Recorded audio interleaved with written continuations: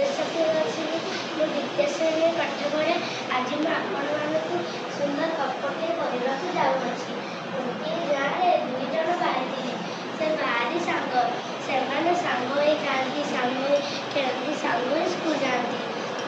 थे भर कौन है जोरे झगड़ा लग जाए।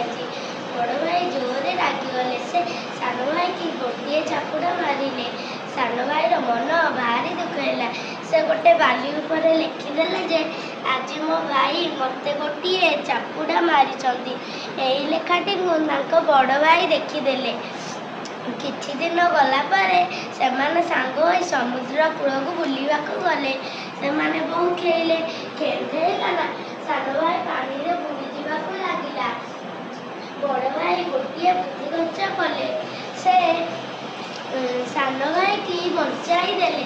से पत्थर पर लिखिदेले जे आज मो भाई मत बचाई। यही लेखाटी बड़ भाई देखीदेले। से गोटे बुद्धि खर्च कले। से सान भाई की पचारे जे अरे तू एमती कौन कर। सान भाई कहला जे बालीर लेखाटा सीना पवन उड़ीकी लिभिज मो मन भी माड़ कथा भी लिभिज आउ पत्थर कथा केवे लिभन कि मो मन भी लिभन। सांग मैंने आम ये गपर कौन शिखिले अन्यर खराब गुण को आम मन ग्रहण करवा ना।